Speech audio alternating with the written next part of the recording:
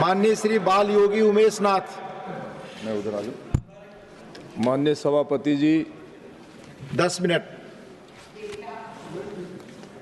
राष्ट्रपति जी के अभिभाषण पर आपने मुझे बोलने का अवसर प्रदान किया, इसके लिए धन्यवाद।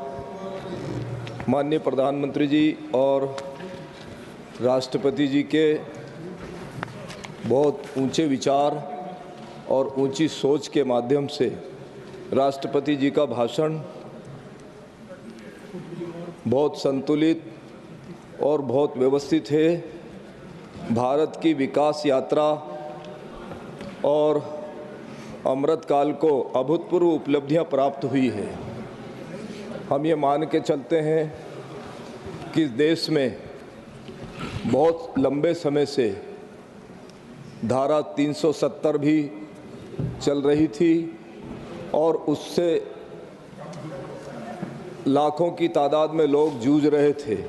इधर श्री राम जन्मभूमि जो पिछले 1000 साल की समस्या थी, उसका समाधान होने में बहुत विलंब हुआ और उसमें 500 साल तक इस देश के ऋषि मुनियों ने संघर्ष किया और वो संघर्ष का काल पूर्ण हुआ और इस देश में निरंतर इंफ्रास्ट्रक्चर के माध्यम से बहुत सारे रोड बने, कई पुल बने और उसमें अयोध्या तक जाने के लिए लाखों लोगों को खूब सारी सुविधा हुई।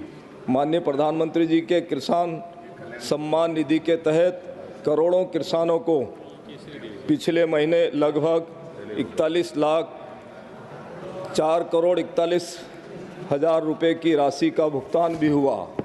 माननीय प्रधानमंत्री आवास योजना का विस्तार करते हुए 3 करोड़ अतिरिक्त परिवारों को नए घर देने का निर्णय लिया गया।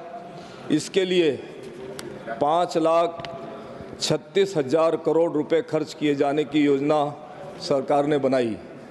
राष्ट्रपति जी ने निरंतर इस देश की हित के लिए, चिंतन के लिए अपना उद्बोधन दे करके पूरे राष्ट्र के लोगों को अभिभूत किया है। बजट में माननीय राष्ट्रपति जी ने अंतिम पंक्ति में खड़े व्यक्ति को भी दृष्टिगत रखते हुए उसकी विकास की ओर ध्यान दिया है। अंत्योदय योजना की भावनाओं को उसके प्रति सरकार संकल्पित रही है। गरीबों को रोटी, कपड़ा और मकान मिले।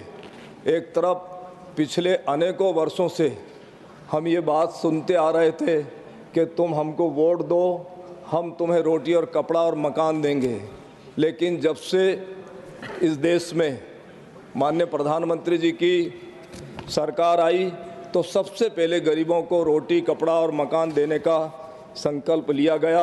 वो अभूतपूर्व व्यवस्थाएं स्थायी रूप से मिलने, उस पर माननीय प्रधानमंत्री जी का पूरा ध्यान केंद्रित रहा है और समाज उससे लाभान्वित भी हुआ है। इन्हीं मूलभूत योजनाओं की वजह से देश में 70 वर्षों के बाद प्रत्येक नागरिक को ऐसा लग रहा है कि चाहे वह गाड़ी चलाने वाला हो, चाहे जूते पर पॉलिश करने वाला हो, चाहे भिक्षावृत्ति करने वाला हो, इस देश में माननीय प्रधानमंत्री जी मन, वचन, कर्म से सत्य, धर्म और अहिंसा के साथ चल करके भारत के विकास में हम सबको साथ लेकर चलने का जो संकल्प लिया है वो बहुत ही सराहनीय है। देश में नागरिकों को बेहतर व्यवस्था के लाभ के लिए 1,75,000 करोड़ आयुष्मान मंदिर बने हैं। एक तरफ लोग कहते हैं कि राम मंदिर बनने से इस देश का कल्याण होगा क्या, लेकिन आरोग्य मंदिर भी बने हैं जिसमें असाध्य रोगों से लोगों को मुक्ति दिलाई जाएगी, चाहे वो कैंसर हो, डायबिटीज़ हो, टीबी हो। ऐसी व्यवस्थाओं में भी समाज अग्रणी पंक्ति में आए और राष्ट्र का ये जो सरकार है निरंतर उसके लिए संकल्पित है। विपक्ष बोलता रहता है कि मंदिर बनाने से क्या भारत का कल्याण होगा।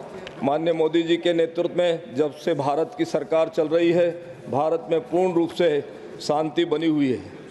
1,70,000 करोड़ लोग डरावनी जिंदगी से मुक्त हैं। कहीं भी बम फटने की सूचना प्राप्त नहीं होती है। कहीं धारा 370 के साथ साथ इस देश में कहीं भी किसी भी प्रकार की अशांति नहीं बनी है। आज इस देश में सब लोग बहुत अमन और चैन से जी रहे हैं।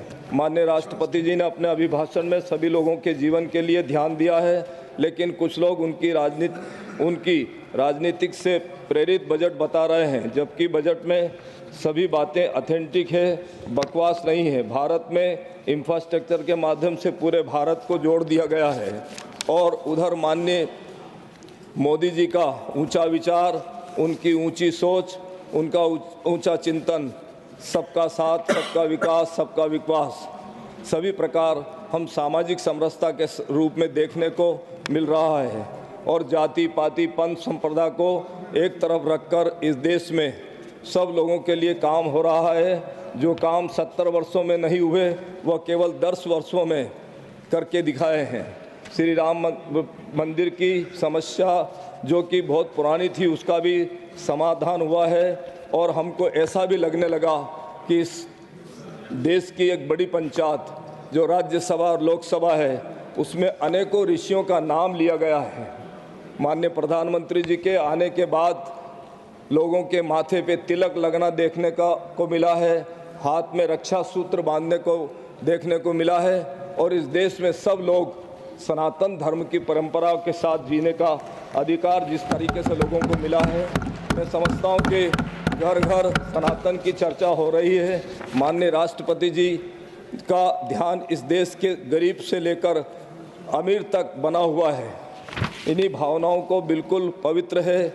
उनका भाव एक जैसे सबरी माता का भाव था जो राम जी को निरंतर 14 वर्ष तक निहारती रही और सबरी के समान ही इस देश की राष्ट्रपति जी सबरी जैसी जिसका भाव त्रिलोकी के नाथ राम जी के प्रति था, ठीक उसी प्रकार से उनका भाव इस देश की तमाम जनताओं की ओर बना हुआ है। मैं इस राष्ट्रपति जी के अभिभाषण पर उनको पूर्ण रूप से धन्यवाद के साथ साथ मैं अपनी बात समाप्त करता हूँ। धन्यवाद।